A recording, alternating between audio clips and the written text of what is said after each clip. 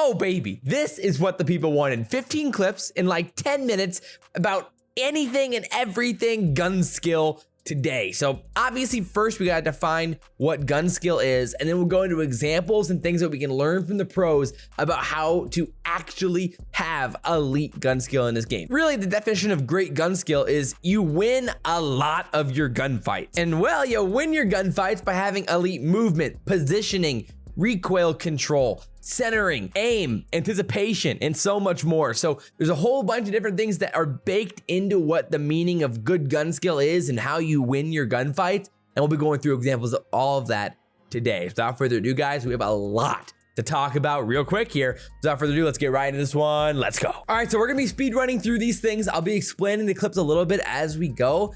And so realistically, you might have to stop and pause it, watch it back a few times to catch all of it. There is so much good information in all of these clips. So the first clip here is from Temp, and this is really about centering and overall anticipation and positioning. And you're gonna see here how he shoulder peeks the rock, knowing that Octane's on beach, then center right onto where Octane is on the beach to beam him. Easy way to guarantee yourself or increase your odds of winning a gunfight, and Temp is frying, no doubt. This next one is quick and easy, but it's so effective. And you're seeing how Simp is just playing patiently bottom church. He sees the stun fly out from Dubs, and so immediately he chows it, because what do you do after you throw a stun inside of like bottom church?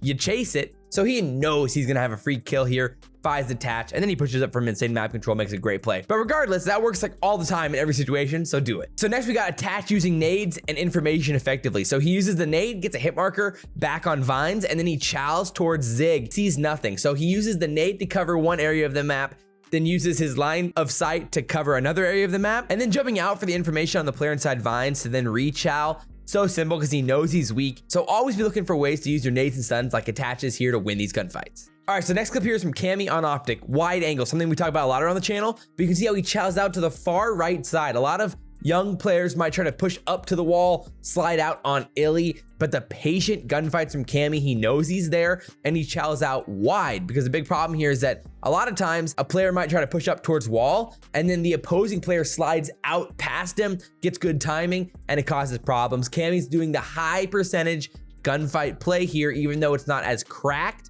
and it's obviously effective. Do that in your gunfights. Look for ways to play the outer angles. So the next clip's a really fun one because a lot of times we picture pro movement as like cracked and insane and high skill gap. Here is an example from Vivid of patient calculated movement, especially from a guy like Vivid. This is really, really impressive. So he hops up, look at the patient plays, man. And he fakes out Sib, making him think he jumped out the backside on ladder, and playing off the anticipation of your enemies is crucial.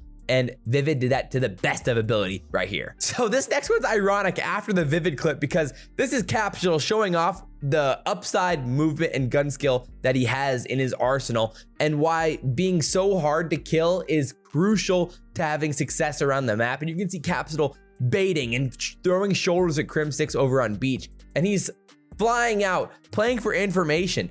And all of these plays are insane, creates high percentage gunfights, and this is a valuable play. Even though he didn't find a kill here, it's increasing his team's chances of winning, increasing his ability to find easy kills. So I highly recommend it. So this next one's just an amazing example of Standy's pure patience here and awareness that he's got a teammate there to help him. So you see how he hops up on the railing and he only peeks the right side because he knows he has a teammate watching that line of sight, so he can't get picked otherwise. And so this is just a patient, smart play. Again, he doesn't find the kill himself, but he's helping his team. He's getting eliminations, and that's just high quality Call of Duty right there. Oh, I love this one too. So this one, pay attention to how he uses the nade to get information, then slides out underneath the window to make sure that LHG can't see him, and is actually changing the angle that he was at before to give himself a guaranteed kill here. And just switching up your movement like this and being hard to track and kill is everything.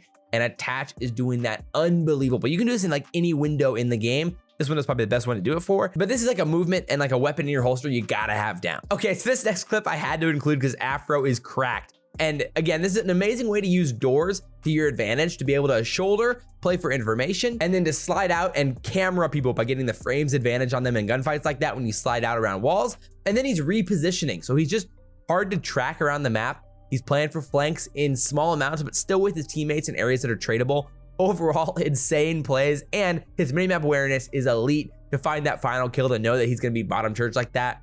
insane plays from Afro. All right, this one's simple, but also just insanely effective. Look at how Zero uses the slide here, and then he actually times it so he slides into the pillar and then rechows on the back right side of the pillar. So he uses that pillar as the chance to stand up from the crouch and then peek out the right side with the automaton, and he's weak in that gunfight and still kills Sib. That's just an amazing small moment of gun skill and positioning. Again, those small things are literally the difference in gunfights between pros, and Zero does that insanely well. Add that to your arsenal. Next clip here, and again, Mac is so hard to track down, dude. It's that repositioning that pros are so good at. They peek one angle, they reposition to play with their teammates, and here, it's actually crucial that Mac repositions because he's actually gonna reposition to play with his teammates because he's the last alive. So instead of challenging in that corner, he wraps towards side door so that he can play the front church with the player who's entering there with accuracy, and they end up breaking the hill because of it. Again, that patience is something you gotta add to your game. It's insane.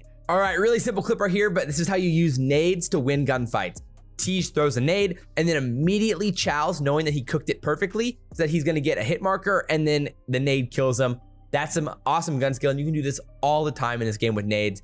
Keep doing that. All right, we've only got a few clips left, but I have to include this clip from Nero because this was absolutely insane. Again, the finesse, and these are types of small movements that you just gotta include into your game, and it's just a little bit of awareness about how to finesse players. Use doors to your advantage to go out a door and pretend like you didn't see that player, something along those lines, like that player got good timing, then wrap back and kill him. And then Nero is just slaying out here, not to mention he's using good corners, repositioning from corners, and then finds a gunfight, chows a new angle.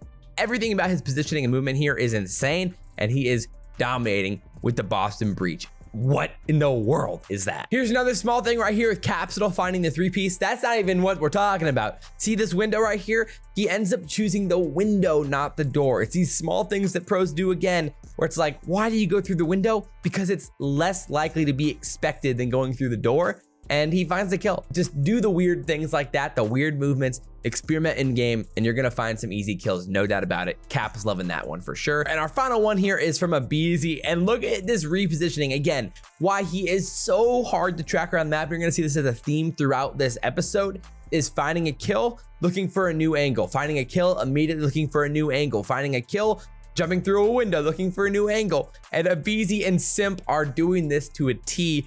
They are so hard to track around the map and figure out where they are because they're always in a new spot within like 3 or 4 seconds. It's so hard to do, and it gives them easy kills around the map constantly. So there it is, all 15 of them in like hopefully around 10 minutes, something like that. If you guys enjoyed the video, there's a lot more like these around the channel. I have a whole playlist of tips videos on Vanguard, learn from the pros, spawn breakdown, so much more. Here's the video right here. Highly recommend checking it out. And guys, I'll talk to you very soon. As always, I'm your boy SalvationsElite. We'll see you next time. Peace.